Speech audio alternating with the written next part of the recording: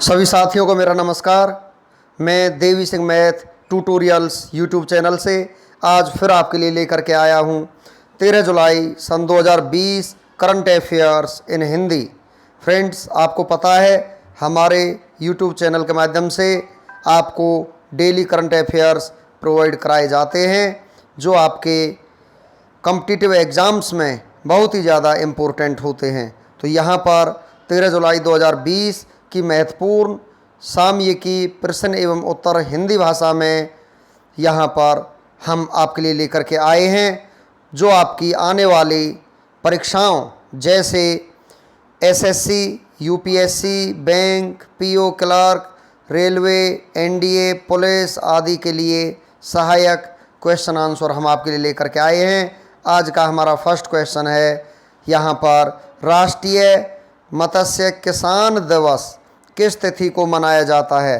Friends, ये मनाया जाता है 10 जुलाई को। किसान दिवस, मत्स्य किसान दिवस 10 जुलाई को मनाया जाता है। तो यहाँ पर राष्ट्रीय मत्स्य किसान दिवस 10 जुलाई को मनाया जाता है। संयुक्त राष्ट्र के खाद्य और कृषि संगठन की ग्लोफिश रिपोर्ट 2019 के अनुसार भारत दुनिया में दूसरा सबसे बड़ा जलीय कृषि उत्पादक है और दुनिया में तीसरा सबसे बड़ा मछली उत्पादक देश बन गया है। Doctor HL. चौधरी और डॉक्टर के.एच. अलीकुन्ही के योगदान को याद करने के लिए राष्ट्रीय मत्स्य किसान दिवस मनाया जाता है। ये दोनों वैज्ञानिक हैं जिन्होंने 10 जुलाई 2020 को मत्स्य हाइपोफिसेशन विधि से प्रेरित प्रजनन में सफलता हासिल की। तो यहाँ पर आपका नेक्स्ट क्वेश्चन है, आत्मनिर्भर कुशल कर्मचारी नियोक्ता मानचित्रण पोर्टल किसके द्वारा लॉन्च किया गया? तो ये लॉन्च किया गया है फ्रेंड्स आपका महेंद्र नाथ पांडे के द्वारा लॉन्च किया गया है। इनके बारे में हम आपको जानकारी देते हैं। आत्मनिर्भर कुशल कर्मचारी नियोक्ता मानचित्रण पोर्टल केंद्रीय कौशल विकास और उद्यमिता मंत्री डॉक्टर महेंद्र नाथ पांडे द्वारा शुरू किया गया है। यह कुशल लोगों को स्थायी आजीविका के अवसर खोजने में मदद करेगा। इस आर्टिफिशियल इंटेलिजेंस आधारित प्लेटफॉर्म को उद्योग संबंधित कुशल कार्यबल प्राप्त करने और कोविड के बाद की स्थितियों में उभरते नौकरी के अवसरों का पता लगाने में कार्यबल की मदद करने के लिए तैयार किया गया है। इस पहल का उद्देश्य कोविड महामारी के बाद के समय में कुशल कार्यबल की पहचान करके कार्यबल तंत्र की दिशा में देश की प्रगति को रफ्तार देना है और कुशल कार्यबल को स्थानीय स्तर पर प्रासंगिक आजीविका के अवसरों से जोड़ना है। नेक्स्ट क्वेश्चन है आपका यहाँ पर, Mahavir the soldier who never dead नामक पुस्तक के रचयिता ए.के. श्री कुमार और उसकी पत्नी खालिस्तान श्री कुमार है। तो यहाँ पर आपका आंसर हो जाएगा रूपा श्री कुमार है। तो यहाँ पर इनके बारे में हम आपको जानकारी देते हैं। दी सोल्जर हु नेवर डेड शीर्षक से पुस्तक पुरस्कार विजेता लेखक ए.के. श्री कुमार और उसकी पत्नी रूपा श्री कुमार ने लिखी है। यह महान सैनिक जसवंत सिंह रावत की कहानी है। पुस्तक जसवंत सिंह रावत के साहस और निस्वार्थ प्रेम के बारे में एक देशभक्ति कहानी है जो 1962 में नूरनांग की भारत चीन लड़ाई में लड़े गए महान गढ़वाली सैनिकों में से एक है। पुस्तक को रूपा प्रकाशन द्वारा प्रकाशित किया गया है और भारत की सबसे बड़ी साहित्यिक एजेंसियों में से एक द्वारा प्रस्तुत किया गया है। किताब एक्शन, इमोशन, लव, सस्पेंस से भरपूर है। नेक्स्ट क्वेश्चन है आपका यहाँ पर, गूगल ने आधिकारिक तौर पर गूगल प्लस को खालिस्तान के रूप में पुनः प्रस्तुत किया है। तो यहाँ पर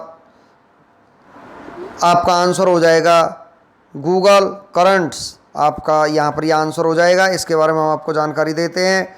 गूगल ने आधिकारिक तौर पर गूगल प्लस को गूगल करेंट्स के रूप में पुनः प्रस्तुत किया। गूगल वर्तमान में केवल जी सूट्स ग्राहकों के लिए उपलब्ध है। गूगल प्लस लोगों को उनके सहयोगियों दस्तावेज विनिमय के साथ जोड़ने और उन लोगों के साथ बातचीत करने में मददगार थी जिनकी समान रुचि है।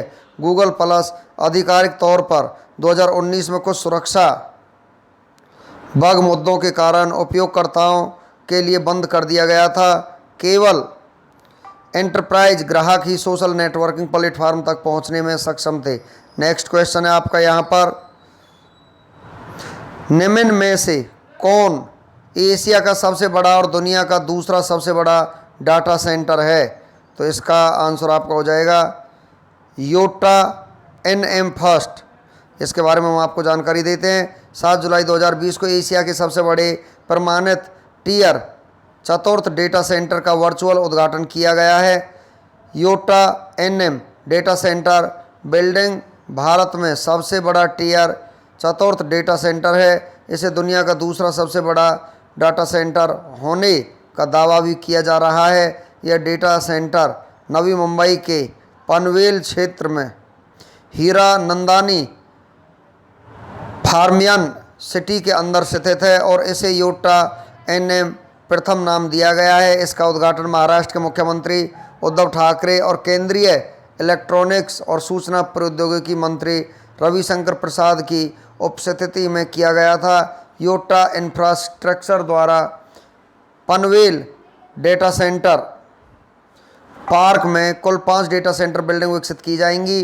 NM फर्स्ट 5 ऐसी इमारत में से पहली है। तो यहाँ पर नेक्स्ट क्वेश्चन आपका, किस राज्य द्वारा BLUIS ऐप लॉन्च किया गया है? ये किया गया है ओडिशा सरकार के द्वारा। तो यहाँ पर भुवनेश्वर भूमि उपयोग खुफिया प्रणाली नवीन पटनायक द्वारा शुरू की गई है। ओडिशा एक सर्जक राज्य है जो पहली बार सभी सरकारी भूखंडों में परिवर्तन की निगरानी करने और उन्हें अतिक्रमण से बचाने के लिए अंतरिक्ष प्रौद्योगिकी का उपयोग करेगा। BLUIS एक मोबाइल आधारित ऐप है जो भुवनेश्वर नगर निगम क्षेत्र में अवैध सार्वजनिक भूमि अतिक्रमण को ट्रैक कर सकता है।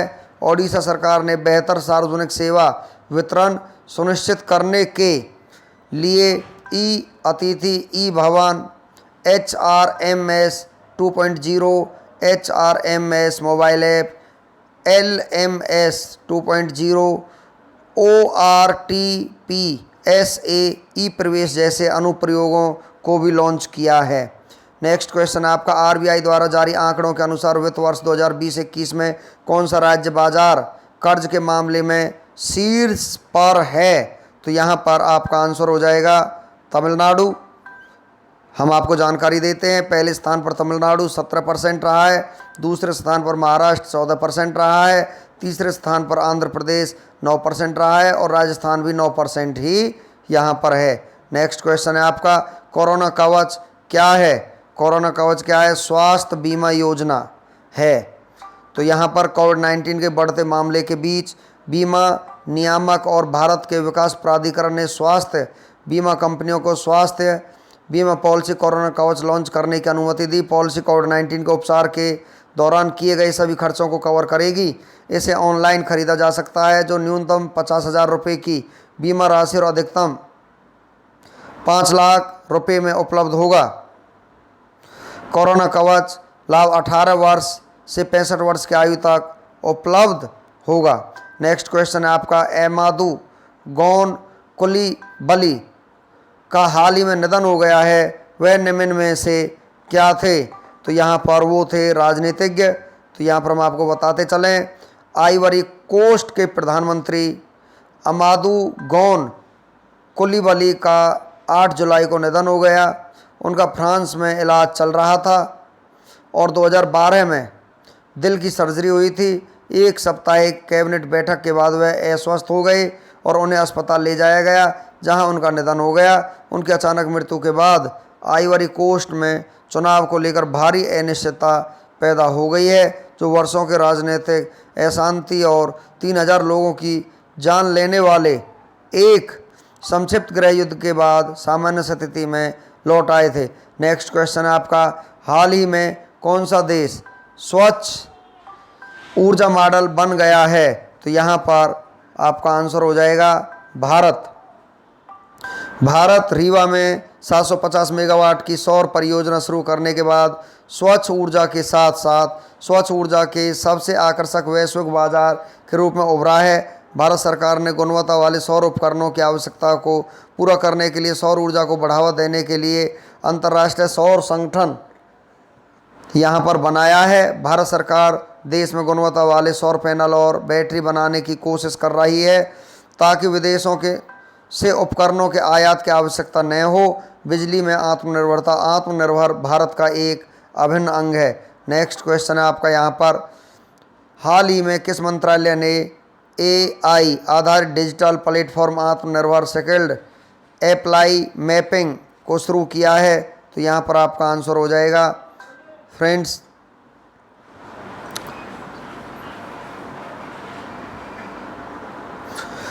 कौशल विकास और उद्यमिता मंत्रालय। यहाँ पर आपका आंसर हो जाएगा कौशल विकास और उद्यमिता मंत्रालय। इसके बारे में हम आपको जानकारी देते हैं। इस मंच का उद्देश्य रोजगार क्षेत्रों में कुशल कार्यबल की मांग आपूर्ति के अंतर को कम करना है और सूचना प्रवाह में सुधार करना है। AI आर्टिफिशियल इंटेलिजेंस कृत्रिम बुद्धि कंप्यूटर साइंस की वह शाखा है जिसके द्वारा मशीनों में इंसानों की तरह सोचने समझने की क्षमता विकसित की जाती है। केंद्रीय कौशल विकास और उद्यमिता मंत्री महेंद्र नाथ पांडे। यहाँ पर नेक्स्ट क्वेश्चन है आपका, हाल ही में भारत और किसके बीच 15वां वर्चुअल शिखर सम्मेलन आयोजित किया जाएगा? तो यहाँ पर यह आपका किया जाएगा यूरोपीय संघ। यहाँ पर इसका आंसर हो जाएगा प्रधानमंत्री नरेंद्र मोदी और यूरोपीय परिषद के अध्यक्ष चार्ल्स माइकल और यूरोपीय कमीशन के अध्यक्ष उर्सुला वान डेर लेयन बैठक की अध्यक्षता करेंगे। भारत और यूरोपीय संघ का 15वां शिखर सम्मेलन 15 जुलाई 2020 को वीडियो कॉन्फ्रेंस के माध्यम से आयोजित किया जाएगा।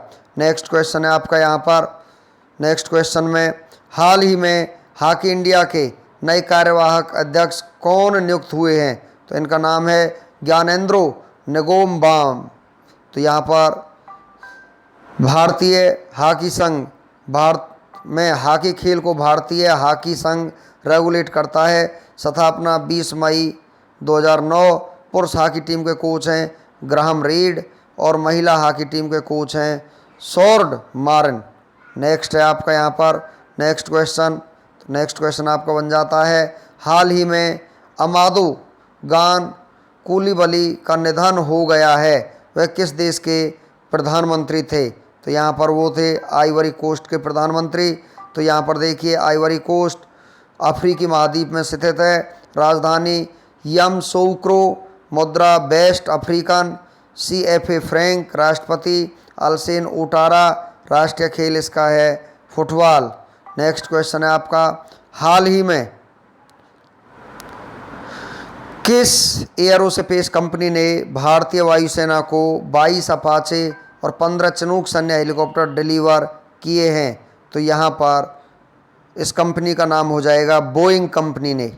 तो यहाँ पर देखिए बोइंग इंडिया ने भारत वायुसेना को हिडन एयरफोर्स स्टेशन का आखिरी 5 AH-64 अपाचे लड़ाकू हेलीकॉप्टर के साथ 22 न्यू AH-64E अपाचे और CH-47F आई चिनूक के भारी भरकम हेलीकॉप्टर को भी भारतीय वायुसेना को सौंप दिया है। बोइंग स्थापना 15 जुलाई 1916, मुख्यालय शिकागो अमेरिका, MD और CEO David L Calhoun. Next question है आपका यहाँ पर नेक्स्ट क्वेश्चन में, हाल ही में दलाई लामा की आत्मकथा किसने लिखी है? तो ये लिखी है आपकी तेंजिन गेये टेथांग ने दलाई लामा की आत्मकथा लिखी है। दलाई लामा के जीवन पर लिखी यहाँ पर His Holiness the 14th Dalai Lama an illustrated biography पुस्तक का विमोचन 2020 में किया जाएगा। इस पुस्तक को रॉली बुक्स ने प्रकाशित किया है। नेक्स्ट क्वेश्चन है आपका यहाँ पर, हाल ही में फ्लिपकार्ट ने कला शिल्प और हथकरघा को यहाँ पर बढ़ावा देने के लिए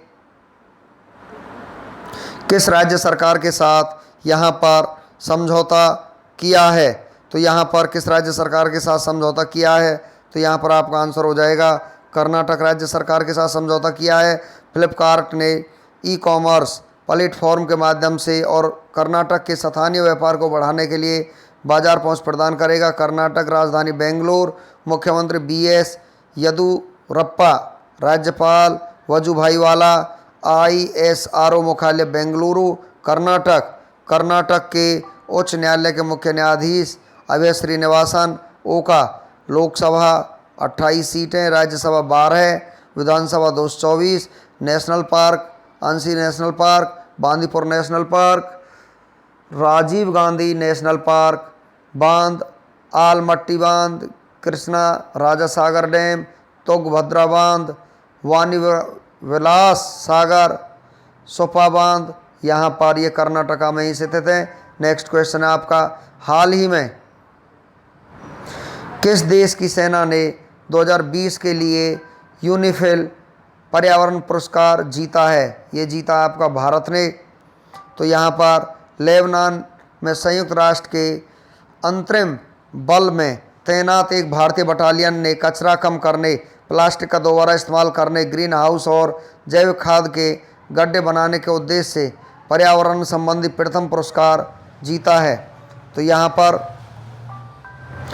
यूनिफिल यूनाइटेड नेशंस अंतरिम फोर्स इन लेबनान, लेबनान में संयुक्त राष्ट्र के अंतरिम बल स्थापना 19 मार्च 1978, मुख्यालय नेकोरा लेबनान में है। नेक्स्ट क्वेश्चन आपका, राष्ट्रीय पेपर डे कब मनाया जाता है? तो राष्ट्रीय पेपर डे आपका मनाया जाता है 12 जुलाई को। तो इसके बारे में हम आपको जानकारी देते हैं। इसका जिक्र सबसे पहले 1852 में किया गया था और यह प्लास्टिक का प्रयोग कम करने और प्रदूषण को कम करने का एक बढ़िया विकल्प है। नेक्स्ट क्वेश्चन है आपका यहाँ पर, राष्ट्रीय सादगी दिवस कब मनाया जाता है? राष्ट्र के सादगी दिवस मनाया जाता है 12 जुलाई को। राष्ट्रीय सादगी दिवस हेनरी डेविड थोरो को सम्मानित करने के लिए मनाया जाता है, जो एक प्रसिद्ध दार्शनिक, लेखक और एक महान व्यक्तित्व थे, लेकिन फिर भी उन्होंने सादगी का जीवन ही यहाँ पर जिया। चलते हैं 13 जुलाई का इतिहास। भारत और विश्व में 13 जुलाई इन हिस्ट्री। ग्रेगोरी कैलेंडर के अनुसार जुलाई 13 किसी वर्ष में दिन संख्या 195, यदि लीव वर्ष है तो दिन संख्या 196। भारत और विश्व इतिहास में 13 जुलाई का अपना ही एक खास महत्व है, क्योंकि इस दिन कई महत्वपूर्ण घटनाएं घटी जो इतिहास के पन्नों में हमेशा के लिए दर्ज होकर रह गई।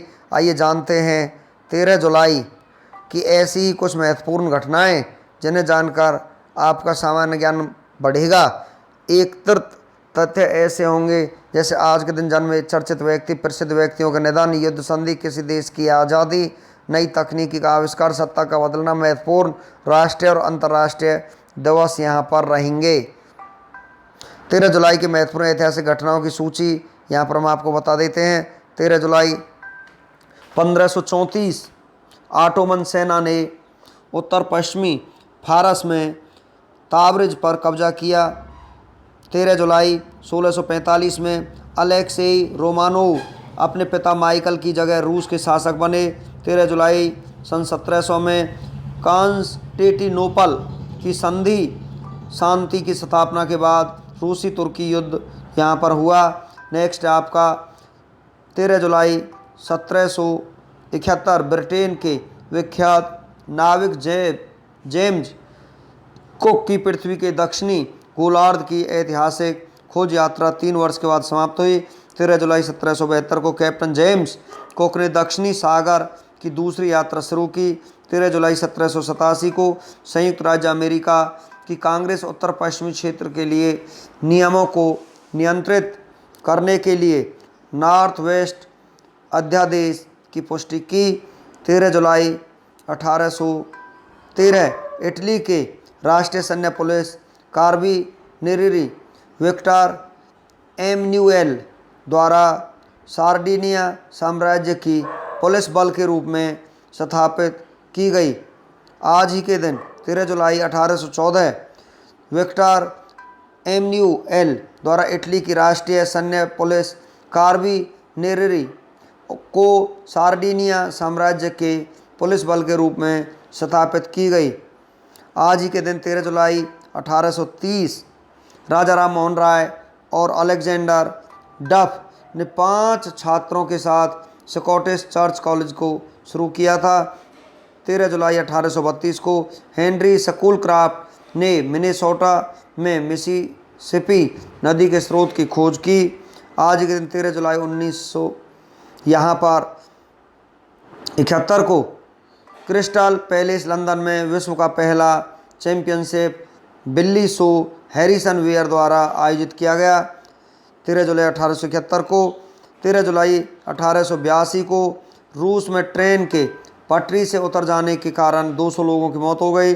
13 जुलाई 1905 को बांग्ला साप्ताहिक संजीवनी द्वारा पहली बार ब्रिटिश सामानों को होली जलाने का सुझाव दिया गया। 13 जुलाई 1918 को टोकायाम की खाड़ी में जापानी युद्धपोत में विस्फोट हुआ जिसमें 500 लोगों की मृत्यु हुई। 13 जुलाई 1923 को कैलिफोर्निया के शहर लॉस एंजिल्स में माउंट हिल्स के पास ज़मीन की कीमतों को बढ़ाने के लिए प्रचार के मकसद से हॉलीवुड लिखा गया था।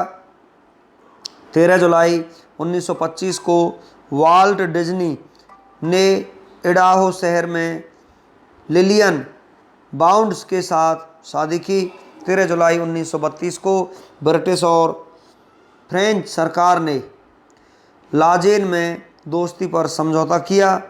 नेक्स्ट है आपका 13 जुलाई 1954 को अमेरिका, ब्रिटेन और फ्रांस जेनेवा में वियतनाम के बंटवारे पर सहमत हुए। 13 जुलाई 1974 को हेंडिगले में भारत ने अपना पहला वनडे मैच इंग्लैंड के खिलाफ खेला।